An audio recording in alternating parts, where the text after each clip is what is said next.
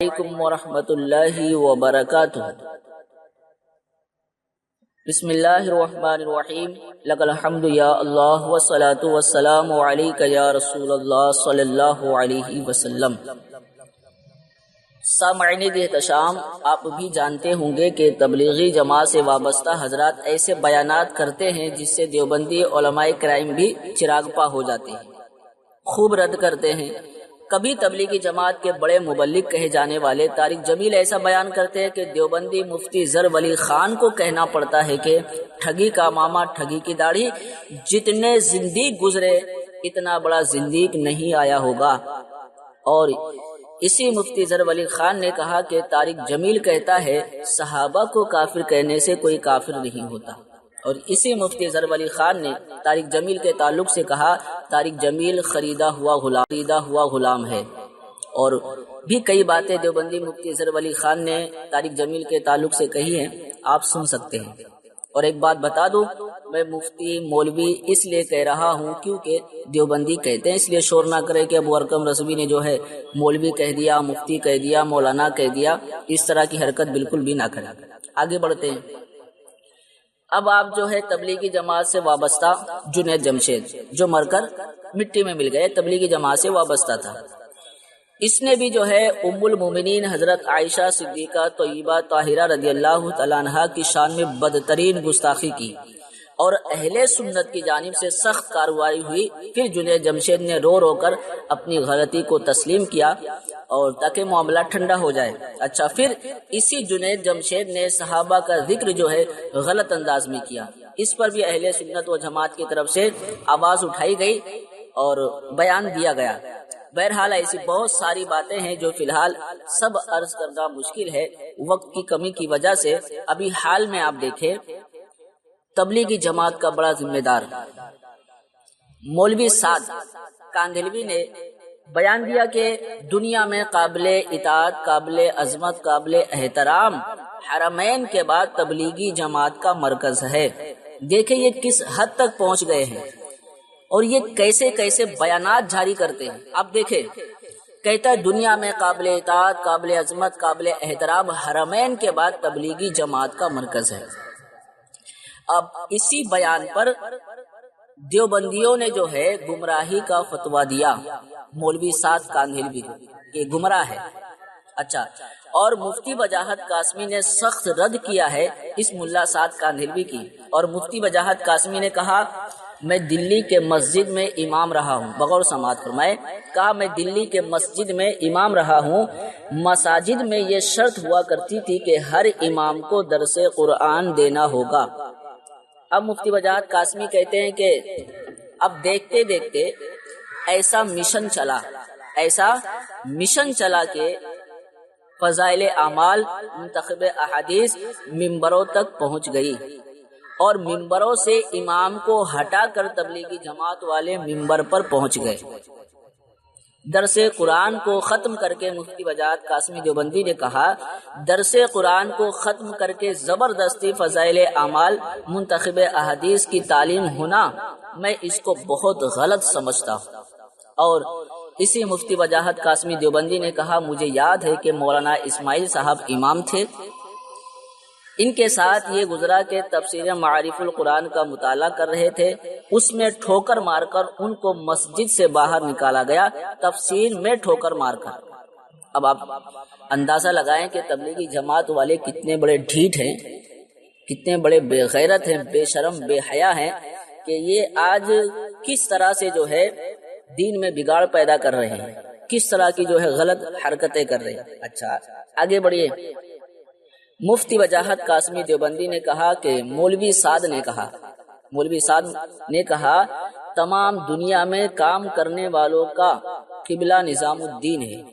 اچھا آگے بڑھیے۔ اسی مفتی وجاہت قاسمی دیوبندی نے کہا کہ دیوبندی مولوی ارشد نے کہا دارالعلوم نے فتویٰ کروڑوں کے لین دین کے بعد دیا ہے، کروڑوں کے لین دین کے بعد کیا۔ اچھا، جب سنی کہے کہ فتویٰ لے کر پیسے دیتے ہیں تو ہمارے خلاف غلط باتیں کی جاتی ہیں۔ اب آپ خود دیکھیں کہ مفتی وجاہت قاسمی نے کہا کہ دیوبندی مولوی ارشد نے کہا دارالعلوم نے فتویٰ کروڑوں کے لین دین کے بعد دیا ہے۔ یہ خود دیوبندی مولوی کہتا ہے کہ کروڑوں کے لین دین کے بعد دارالعلوم نے فتویٰ دیا ہے۔ آگے بڑھیے۔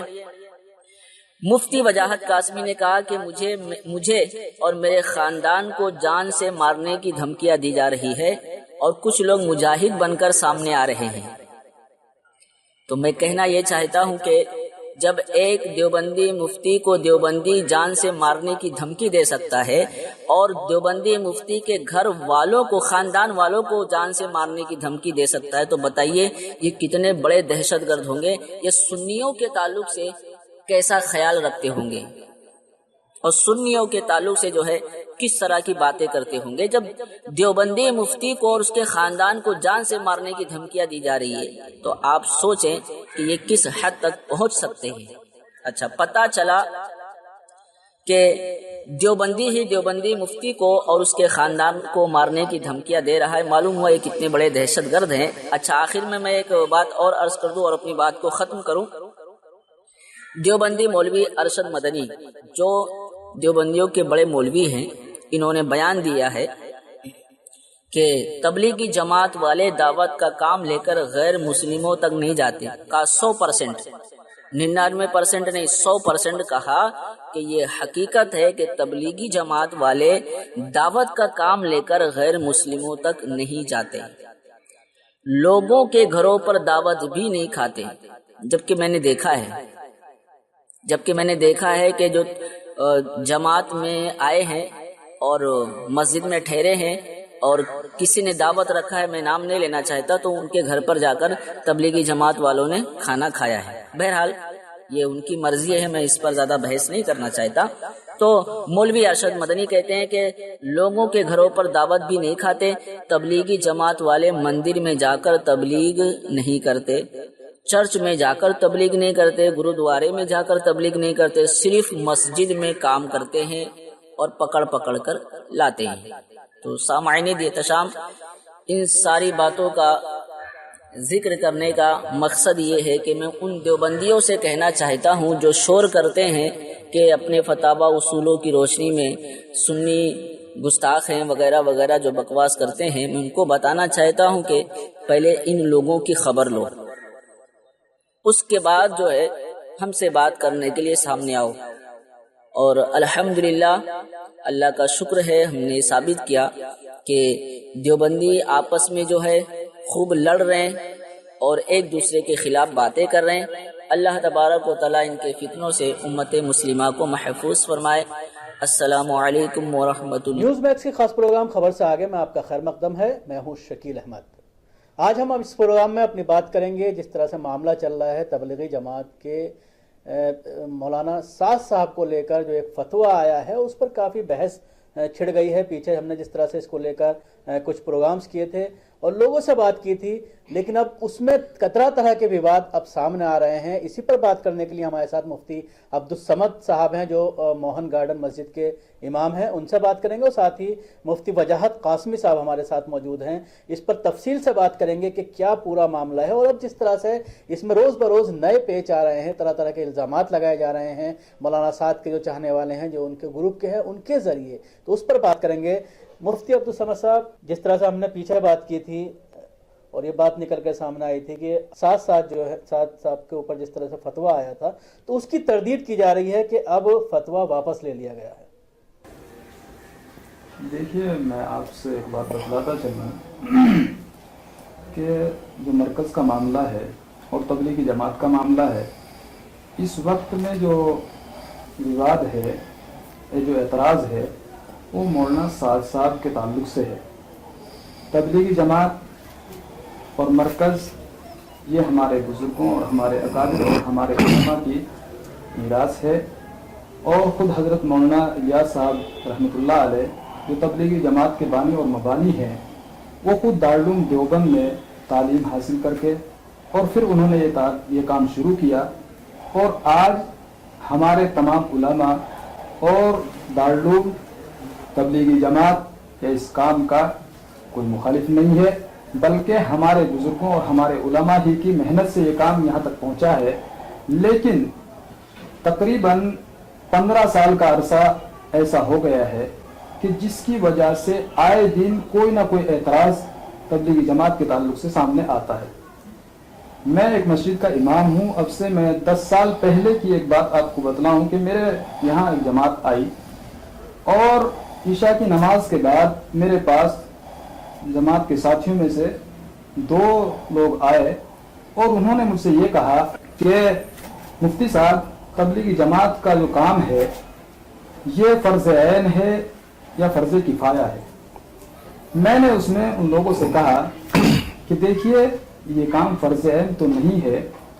فرض عین نماز ہے، روزہ ہے، حج ہے، زکوٰۃ ہے، اور فرض کفایہ الگ ہے۔ لہذا پہلی بات تو یہ کہ مولانا سعد صاحب کے تعلق سے انہوں نے کہا، انہوں نے اپنی ڈائری کے اندر نوٹ کر رکھا تھا کہ مولانا سعد صاحب نے اپنے بیان میں یہ کہا کہ یہ کام فرض عین ہے، تبلیغی جماعت کا کام فرض عین ہے، ہر شخص پر، ہر مسلمان پر کرنا ضروری ہے۔ تو پہلی بات تو یہ ہے کہ علماء جو ہے، علماء کا ذکر اللہ تبارک و تعالیٰ نے قرآن کریم کے اندر کیا، انما یخشی اللہ من عبادہ العلماء، اللہ کے نبی کی حدیث ہے، العلماء ورثۃ الانبیاء، علماء جو ہے اس قوم کی، اس امت کی ہر موڑ پر رہنمائی کرتے ہیں۔ حجاز صاحب، جیسا کہ انہوں نے کہا کہ سوال کیا گیا کہ فرض عین ہے یا فرض کفایہ، تو اس طرح کی اور ساری باتیں بھی تبلیغی جماعت کو لے کر آتی ہیں، جس طرح سے قرآن پڑھنے کی ترجمے کے ساتھ یا تفسیر کے ساتھ مساجد میں مناہی ہے، تقریباً صرف وہاں پر فضائل اعمال یا دوسری چیزیں جو جماعت سے تعلق رکھتی ہیں کتابیں وہ پڑھی جاتی ہیں۔ تو کس طرف یہ کس ڈائریکشن میں پوری جماعت جا رہی ہے؟ میں آپ کو بتا دوں کہ میں بھی دلی کی کچھ مساجد میں امام رہا ہوں، اور جب 2004-05 میں ہم لوگوں نے دلی میں قدم رکھا اور یہاں امامت شروع کی، تو اس وقت یہاں مساجد میں یہ شرط ہوا کرتی تھی کہ ہر امام کو درس قرآن دینا ہوگا، اور ہمارے ہی دیکھتے دیکھتے یہ ایسا مشن چلا کہ فضائل اعمال اور منتخب احادیث ممبروں تک پہنچ گئی، اور اماموں کو ہٹا کر یہ جماعت تبلیغ والے ممبر پر پہنچ گئے۔ چلیے کوئی بات نہیں، وہ دین کی بات کرتے ہیں، ہمیں اس سے کوئی اعتراض نہیں ہے، لیکن درس قرآن کو ختم کر کے اس کو زبردستی بند کروا کر کے فضائل اعمال یا منتخب احادیث کی تعلیم ہونا، میں اس کو بہت غلط سمجھتا ہوں۔ مجھے مولانا اسماعیل صاحب نام بھی مجھے یاد ہے، جمنا پار میں ایک امام ہے اور بہت ہی باصلاحیت امام تھے وہ اس مسجد کے، ان کے ساتھ تو یہاں تک گزرا کہ تفسیر معارف القرآن کا وہ مطالعہ کر رہے تھے تو ان کے اس میں ٹھوکر مار کر ان کو مسجد سے باہر نکالا گیا تھا، تفسیر میں ٹھوکر مار کر کے۔ اور دعوت و تبلیغ تو یہ ہمارا کام ہے، ہمارا اس کو فریضہ سمجھتے ہم، اور دارالعلوم کا ایک اہم شعبہ ہے یہ، اور اسلام کا ایک اہم شعبہ ہے یہ، لیکن اس کے اندر جو یہ غلط اعمال ہو رہے ہیں اس سے ہمیں اختلاف ہے، نہ کہ دعوت و تبلیغ سے کوئی اختلاف۔ کیا وجہ ہے کہ قرآن سے دور کیا جا رہا ہے؟ کیوں آخر قرآن کی نہیں پڑھنے دی جاتا مسجد میں؟ دیکھیں، میں اپنی بات وہیں سے شروع کرتا ہوں کہ علم کا تعلق جو ہے، جہاں تک مولانا سعد صاحب کے تعلق سے ہم اس وقت میں بات کر رہے ہیں، دارالعلوم دیوبند، مظاہرالعلوم سہارنپور، یہ بہت معتبر اور مستند ادارے ہیں۔ مولانا سعد صاحب کی تعلیم کہاں ہوئی، کہاں سے فراغت ہے؟ چونکہ دارالعلوم سے فارغ ہونے والے اپنے نام کے ساتھ قاسمی لگاتے ہیں، مظاہرالعلوم سے فارغ ہونے والے لوگ جو ہے وہ اپنے نام کے ساتھ مظاہری لگاتے ہیں۔ ہم نے کئی بار اس چیز کی کوشش کی کہ مولانا سعد صاحب کی تعلیم آیا دارالعلوم میں ہوئی یا مظاہرالعلوم میں ہوئی، کہاں ہوئی، ہمیں اس کے بارے میں کوئی تحقیق نہیں ہو سکی ہے اور کوئی ایسی بات نہیں مل سکی۔ تو اس معنی کر چونکہ علم سے تعلق ہونا، علم کو جاننا، پہچاننا، تفسیر کیا ہے، حدیث کیا ہے، یہ جو مستند معتبر بڑے بڑے ادارے ہمارے یہاں ہیں کہ جن میں لوگ اپنی عمریں لگا کر کے اور پھر تعلیم حاصل کر کے اور پھر جا کر کے تفاسیر کیا ہے، حدیث کیا ہے، اس پر کام کرتے ہیں، تو ہمیں ایسا معلوم ہوتا ہے کہ ایک ہوتا ہے وہ تفسیر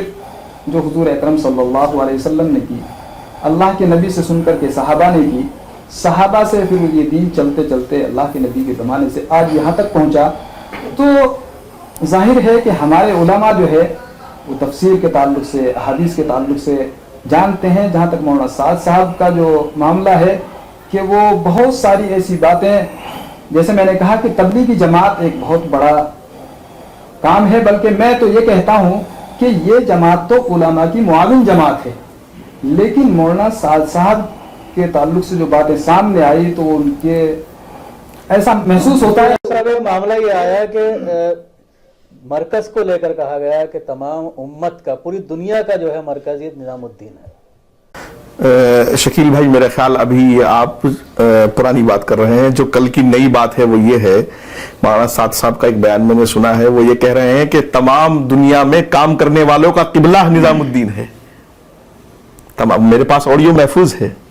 कि पूरी दुनिया में काम करने वालों का किबला, अगर वो अपने फॉलोवर्स को इस तरह की तालीम दे रहे हैं तो जाहिर सी बात है ये तो दीन इस्लाम की तालीम नहीं है। और जितना भी ये झगड़ा जमात में, ये दारुल में, ये उलमा में और तबलीग में जो दूरी हो रही है, ये सिर्फ मौलाना साद साहब की कम इल्मी की और उनकी तरबियत ना होने की वजह से हो रही है। अभी मैं आपको वो एक छोटी सी बात बताऊं, उन्हीं के खानदान के और बल्कि खानवादा मुफ्ती इलाही बख्श कांदलवी रहमतुल्लाह अलैह बड़े उलमा में से गुजरे हैं हमारे, और मुफ्ती इफ्तिखारुल हसन कांदलवी को भी माशाल्लाह पूरी दुनिया में लोग जानते हैं। उनके पोते मौलाना अरशद साहब जो इनके रिश्तेदार हैं, अकरबा परवरी में वो इतनी बड़ी बात कह गए कि उन्होंने ये कहा कि दारुल उलूम ने फतवा करोड़ों के लेन देन के बाद दिया है, करोड़ों रुपए का लेन देन हुआ है। वो स्क्रीनशॉट मेरे पास महफूज है। और तो जब मैंने उनकी ये बात सुनी तो पूरी रात सोया नहीं और बिल्कुल पैरों के नीचे से जमीन खिसक गई, और बड़ा अजीब सा लगा कि कितने बड़े खानदान का एक आलिम, और किस खानदान से, जिस खानदान ने दारुल में तरबियत पाई हो, दारुल का उन पर एहसान हो, और देवबंदियत का वो तर्जमान कहलाने वाले लोग हो, और वो ये कह रहे हैं। और दारुल पर बड़ा इल्जाम है ये। आज तक तो ये बात तो गैरों से सुनी थी और दूसरे लोग कहते थे कि दारुल में फतवा या कोई भी मुफ्ती फतवा पैसे लेके दे देता है। आज ये लोग, तो इस पर मुझे बहुत अफसोस है, और पूरी उम्मत मुस्लिमा को अफसोस होना चाहिए, उलमा को अफसोस होना चाहिए। इसका मतलब जो फतवा आया है तो उसके बाद भी इस तरह के बयानात आ रहे हैं, चाहे वो उनके जरिए हों या उनके चाहने वालों के जरिए, तो कहीं ना कहीं टकराव होता हुआ नजर आ रहा है दारुल उलूम देवबंद से। हालांकि देखा जाए तो तबलीगी जमात अगर कहा जाए तो मेन मरकज उसका दारुल उलूम देवबंद है, वहीं से निकली है, तो क्या कहेंगे उसे? मैं आपको एक बात और अर्ज करता चलूं, आपने इन 2-3 दिनों में एक बात सुनी होगी कि इन्होंने दारुल को एक रुजू का खत लिख दिया है और दारुल ने उसको कबूल कर लिया है, और दारुल जल्दी ही आपको एक तहरीर देगा और वो मंजर आम पर आएगी। सिर्फ उस तहरीर के रुकाने का मकसद भी यही है शकील भाई कि वो तहरीर इनके बयानात को सुन करके रोक दी गई कि जिन बातों को लेकर वो फतवा दिया गया वो अब तक इनके अंदर बाकी है, और मैं ये समझता हूं कि वो इनकी फितरत में आ चुकी है, जल्दी से वो निकलेंगी नहीं। अब जिस तरह से पिछले 4-5 दिन से जब से हमने आपसे इंटरव्यू किया तो उसके बाद से तरह तरह के आपके ऊपर भी इल्जामात लग रहे हैं, किस तरह की बातें लोगों के जरिए कही जाती हैं? जी, मैं बिल्कुल इल्जामात लग रहे हैं, यहाँ तक कि मुझे जान से, मेरे खानदान को खत्म करने की, जान से मारने की धमकियां दी जा रही हैं, और यहाँ तक कि कुछ लोग तो मुजाहिद बन करके सामने आ रहे हैं कि हम कश्मीरी हैं, मुजाहिद हैं, आपको खत्म कर देंगे। और यहाँ तक कि मेरे ऊपर इतने घटिया घटिया इल्जाम जो मैं कैमरे पर कह भी नहीं सकता, इस तरह के घटिया इल्जाम है। और लेकिन इन चीजों की मुझे कोई परवाह नहीं। अल्लाह के फजल से अगर मेरी जान भी जाए और पूरा खानदान भी खत्म हो तो हो, लेकिन दीन इस्लाम का तहफ़्फ़ुज़ और दारुल का तहफ़्फ़ुज़ हमारे लिए फर्ज अव्वल है। मुफ्ती साहब, इस तरह के हालात में क्या करना चाहिए मौलाना साहब को या उनके चाहने वालों को? और जिस तरह से एक दूसरा ग्रुप है वो पूरी तरह से इस पूरे मामले को लेकर देखने में आ रहा है कि वो शांत बैठा हुआ है, किसी तरह की मूवमेंट नहीं है इस पूरे मामले को। देखिए, बात ऐसी है, ग्रुपबाजी तो है ही नहीं, हम इसको ग्रुपबाजी समझते ही नहीं है, चूँकि एक ही जमात है। सिर्फ एक फ़र्द को लेकर के एतराज़ हैं, उन्हीं की बातें हैं कि जिसकी वजह से कुछ दूरियां पैदा हो रही हैं। इसलिए ख़ुद मौलाना साद साहब दारुल उलूम अगर तशरीफ़ ले जाएं और वहाँ जा कर के जो बातें हैं और उन बातों से जो है रुजू कर लिया जाए और दारुल उलूम जो है उनसे इत्तिफाक करते हुए इसका ऐलान कर दें, तो ग्रुपबाजी है ही नहीं, ये अलग जमात नहीं है, एक ही जमात है। इसलिए मैंने कहा हमारे तमाम के तमाम अहले मदारिस, अहले इल्म जो है वो बिल्कुल जमात की पूरी हिमायत करते हैं, चूँकि जमात जो है कुरान करीम के अंदर कुंतुम खैर उम्मतिन उखरिजत लिन्नास तअमुरूना बिल मारूफ व तनहौना अनिल मुनकर, एक जमात जो है भलाइयों का हुक्म करने वाली हो। जाहिर है कि भलाइयों का ही हुक्म किया जाता है, अपने भाइयों के पास जाकर उनको नमाज के लिए लाना, नमाज की दावत देना, उनको जो है दीन से करीब करना जो दीन से दूर चले गए हैं। तो इसलिए ये बहुत ही समझदारी तो इसी में होगी कि जल्दी से जल्दी जो है दारुल उलूम जा करके और दारुल उलूम से इस मामले को साफ कर लिया जाए, क्योंकि दारुल उलूम देवबंद वो इदारा है कि दारुल उलूम देवबंद ने जब किसी तहरीक को उठाया है तो उस पर कोई ना कोई फैसला दारुल उलूम ने करके छोड़ा है। मुफ्ती साहब जैसा ही कह रहे हैं कि रुजू करना चाहिए मौलाना को, लेकिन ऐसे हालात लग नहीं रहे कि वो रुजू करेंगे, बल्कि और उसमें ज़्यादा वो हो रहा है غلو ہو رہا ہے اور زیادہ اس معاملے کو بڑھایا جا رہا ہے، اور طرح طرح کے الزامات دارالعلوم دیوبند پر بھی لگ رہے ہیں. تو دارالعلوم دیوبند کا اب اگلا کیا قدم ہوگا؟ کیا ادھر کچھ اور کورسپونڈنٹ ہوئی ہے مولانا کے ساتھ؟ میں سمجھتا ہوں دارالعلوم کا قدم کیا ہوگا وہ تو دارالعلوم کی انتظامیہ، شورا، وہاں کے مفتیان کرام، علماء اور محدثین جانیں گے. لیکن ان کے رجوع کا جہاں تک میں سمجھا ہوں، میرے پاس کچھ اس طرح کی ثبوت پہنچے ہیں کہ یہ دارالعلوم سے رجوع کرنا نہیں چاہتے، بلکہ دارالعلوم اور اکابرین دارالعلوم کے خلاف ایک اعلان جنگ کرنا چاہتے ہیں. اور کچھ میرے پاس اس طرح کی آڈیوز آئی ہیں جن میں وہ آپس میں باتیں کر رہے ہیں، ان کے ذمہ دار لوگ، کہ مفتی سعید صاحب جو ہمارے دارالعلوم کے بڑے استاد ہیں، شیخ الحدیث ہیں، بخاری شریف پڑھاتے ہیں، کہ ان کے خلاف کیسے فتویٰ حاصل ہو. وہاں ایک مفتی راشد صاحب بڑے استاد ہیں، مناظر ہیں دارالعلوم میں اور بہت باصلاحیت عالم ہیں. اللہ ان سب کی حفاظت فرمائے، اللہ ان سب کو سلامت رکھے، اس ادارے کو سلامت رکھے. یعنی اکابرین دارالعلوم، اور یہاں تک کہ حضرت تھانوی رحمۃ اللہ علیہ کا بھی نام آ رہا ہے اس میں، کہ ان کے خلاف کیوں فتویٰ نہیں آیا اور فتویٰ کیوں روک دیا گیا، اور یعنی کچھ ایسی چیزیں جمع کر رہے ہیں جس سے کہ وہ دارالعلوم پر اٹیک کر سکیں. نہ کہ وہ رجوع کرنے کے موڈ میں نہیں ہے، بلکہ وہ اعلان جنگ کرنے کے موڈ میں ہے. مجھے ایسا محسوس ہو رہا ہے. اور یہ سب چیزیں ان کے تقریر، ان کی تحریر اور ان کی چیزوں سے ثابت ہو رہی ہیں. کچھ اس طرح کی باتیں بھی آ رہی ہیں دارالعلوم دیوبند کے جو دارالفتہ کے لوگ ہیں، کرپشن کے چارج اس معاملے کو لے کر نہیں بلکہ پہلے بھی کئی معاملوں کو لے کر آ رہے ہیں کہ ایڈمیشن میں پیسہ لیتے ہیں، اور طرح طرح کی باتیں کہی جا رہی ہیں. دیکھیے، دارالعلوم نے انگریزوں سے مقابلہ کیا، دارالعلوم نے آریہ سماج سے مقابلہ کیا، اور دارالعلوم اس وقت دارالعلوم کو سینکڑوں کروڑ روپے مل سکتے تھے جب دارالعلوم جنگ آزادی لڑ رہا تھا اور انگریزوں کے سامنے، انگریزوں کے خلاف فتوے جاری کر رہا تھا. لیکن دارالعلوم الحمدللہ وہاں کا ایک ادنا سے ادنا آدمی بھی، کرپشن تو نہیں، پوری دنیا رکھ دی جائے اور شریعت ایک طرف رکھی تو شریعت کو پسند کرے گا، الحمدللہ وہ دنیا کو پسند نہیں کرے گا. دارالعلوم سے ہمیں کل بھی یہی امید تھی اور دارالعلوم سے آج بھی یہی امید ہے. کرپشن کا الزام جیسا کہ میں کہہ رہا ہوں مولانا ارشد کاندھلوی نے بھی لگایا ہے، میں اگر انہوں نے تحریری معافی نہیں مانگی تو میں عدالت تک جاؤں گا اور وہ ان کو ان کے اوپر زور دوں گا اس بات پر کہ وہ یہ ثابت کریں کہ اتنا موٹا لین دین. بھائی یہ اچھا ایک کمال اور ہے شکیل بھائی، ہمارے جو پرشاسن کے لوگ ہیں، انکم ٹیکس کے، اس کے لوگ ہیں، وہ بھی تو ایک آدمی اتنی بڑی بات کہہ رہا ہے، اس سے پوچھنے کو تیار نہیں، بھائی اتنا موٹا لین دین ہوا ہے، ذرا ہمیں بھی بتا دیجیے کس نے دیا ہے، کس کو دیا ہے. ظاہر سی بات ہے اگر دینے والا کوئی ہے تو انہی میں سے کوئی ہے، لینے والا ہے تو انہی میں سے کوئی ہے، وہ قوم کا پیسہ رہا ہوگا. اتنے بڑے تاجر تو یہ لوگ بھی نہیں کہ کروڑوں کے لین دین. تو دارالعلوم نے کبھی کسی معاملے میں ایک پیسہ بھی قابل قبول ان کے یہاں نہیں ہے. شریعت کے معاملے میں ان کے یہاں شریعت اول ہے، دین اسلام کا تحفظ اول ہے، اور دارالعلوم کا وقار اول ہے، اور پیسہ اور یہ سب چیزیں ان کے قدموں میں ہے الحمدللہ دارالعلوم کے لوگ. بیدار صاحب، جب اس طرح کے معاملے آتے ہیں تو جماعت کے کام پر جو ہے بہت اثر پڑتا ہے. تو کس طرح کا اب یہاں پر مرکز میں کتنی بھیڑ ہے، کیا اثر پڑ رہا ہے جماعت کے کام پر؟ ابھی مرکز تو تقریباً خالی ہے، چونکہ بالکل انتشار کا اختلاف کا شکار ہے، اور بہت لوگ بیچارے مایوس ہیں کہ یہاں ایک اچھا کام ہو رہا تھا اور اس کو قدغن لگ گیا ہے. لیکن میں آپ کو یہ بھی بتا دوں کہ جس طرح کے مجھے کالز آتے ہیں، فون آتے ہیں، اور جس طرح کے میسیجز آتے ہیں، لوگ مجھے بھی کہ وہ مولانا سعد صاحب کے لیے آپ ابھی بولو، فوراً بولو کہ وہ آپ کے بھی امیر ہیں اور ہمارے بھی امیر ہیں.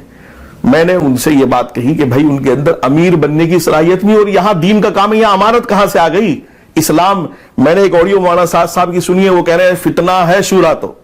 اور شورا میں تو فتنہ ہی فتنہ ہے. میں ان سے پوچھنا چاہتا ہوں اور ان کے فالوورز سے پوچھنا چاہتا ہوں، الحمدللہ روز اول سے دین اسلام کا نظام شورائی ہے، اور تمام ہمارے صحابہ کرام اور خلفائے اربعہ اور سب جتنے بھی ہمارے متقی اور پرہیزگار جو بادشاہ اور حکمراں گزرے ہیں، ان کی شورا ہوا کرتی تھی، اہل علم اور ارباب علم ہوا کرتے تھے، اور اس کو جو ہے دین کا کام اس سے وہ آگے بڑھایا کرتے تھے. یہ شورا کو فتنہ بتا رہے ہیں. اور وشاورہم فی الامر، قرآن پاک کا حکم ہے کہ آپ جو ہے مشورہ کیجئے، اور حدیث میں ہے نبی پاک صلی اللہ علیہ وسلم نے فرمایا کہ مشورے میں خیر ہے، اور یہ بتا رہے کہ شورا فتنہ ہے. تو کس طرح سے اس میں سدھار آئے گا؟ کیونکہ شورا کا کوئی